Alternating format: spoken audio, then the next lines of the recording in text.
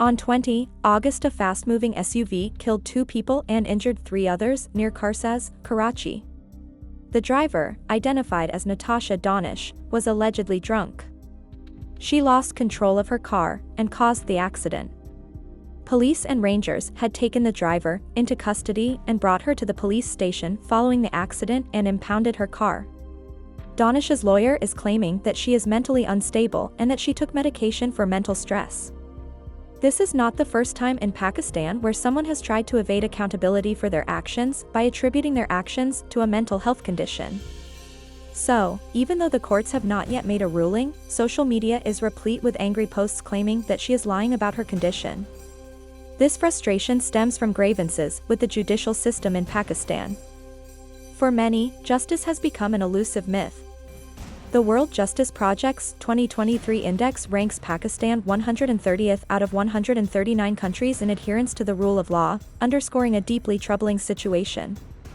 One of the major issues with Pakistan's criminal justice system is the lengthy time it takes to resolve cases, which significantly contributes to rising crime rates. According to a UNDP report, 43% of cases in the country take 5 to 10 years to resolve. This prolonged duration raises the question of whether such delays are acceptable for justice to be served. A report from the Law and Justice Commission of Pakistan indicates that in the second half of 2023, the overall backlog of cases rose by 3.9%, bringing the total to an astounding 2.26 million.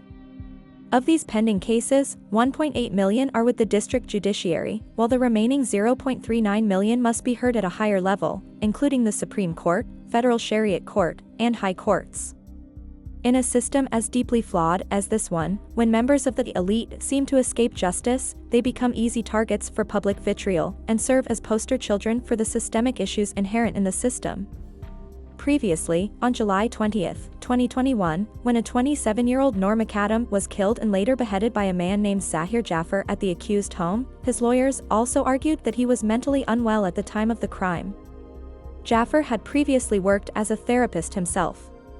The court declared that he was mentally and physically fit, and court sentenced him to death, but the timing of the execution remains uncertain. This problem extends beyond ordinary cases.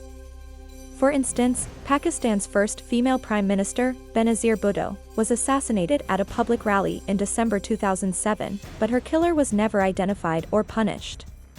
The same fate befell figures like Liaquat Ali Khan, Hakim Mohammad Saeed, and Dr. Mohammad Rizwan. Whispers abound, saying that high-profile cases like this remain stuck because of political interference, but no evidence regarding this ever comes to light. Waiting for trials, this high number of detainees goes through immense economic, social, emotional, and psychological traumas. Pakistan has one of the lowest conviction rates globally, largely because of defective and incompetent investigation and prosecution. Investigations are typically handled by local police. But a lack of training and standardization of evidence collection protocols means that the chain of investigation is often compromised, and cases are dismissed on this basis. This is exacerbated by the inefficiencies of the prosecution and judiciary. In cases where sentences are meted out, wrongful convictions are also a problem. Ghulam Qadir and his brothers were wrongfully convicted of murder in 2002 and sentenced to death. Despite appeals, their convictions were upheld until 2016, when the Supreme Court found the evidence against them flawed and acquitted them. Tragically, Qadir and his brother Ghulam Sarwar had already been executed in 2015. The Supreme Court's decision criticized the inadequate training of lower court judges and the prosecution. The victims of wrongful prosecution and conviction who do survive suffer immense psychological, emotional, fiscal, and social problems, and their suffering does not end even if they are ultimately exonerated. Years of being denied their fundamental rights of liberty and freedom leave long-lasting scars.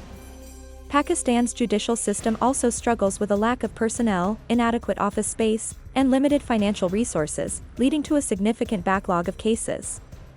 These challenges result in trial delays, inefficient legal counsel, and poor court infrastructure. The current backlog is overwhelming, and it could take years to resolve all outstanding cases. Critics say Pakistan's legal system is plagued by discrimination and needs urgent reform. Victims living in poverty often struggle even more than the elite to access justice, a situation highlighted by the case of Rizwana, a 12-year-old housemaid who was beaten and tortured by Somia Asim, the wife of a civil judge. This case underscores the broader issue of systemic injustice. Despite the severity of her situation, an additional session judge approved Asim's bail within 3 months for a surety bond. All these issues are also the perfect breeding ground for corruption, and Pakistan's legal system is rife with it. Papers have reported cases of individuals bribing police officers and eyewitnesses, securing favorable court judgments through corruption, manipulating judge selection, or coercing court clerks to alter records or destroy evidence. On the other hand, cases aimed at politicians are often part of a larger cycle of retribution, which reactivates whenever a new party comes into power. Frequently, the incoming government seeks to settle scores with their opponents by reopening old cases and bringing them back into the judicial system. This process often includes manipulating the legal system through the purchase of favorable judgments and influencing court proceedings. Consequently, the judicial system is used for political revenge rather than fair justice, which also negatively impacts the trials of ordinary citizens. Article 25 of Pakistan's constitution guarantees equality before the law. However, in practice, the criminal justice system often fails to deliver this equality to those with less power. Many victims struggle just to have their complaints officially recorded. Even if they succeed, the lengthy and complex court process often erodes their trust in the system. Many people are still seeking justice.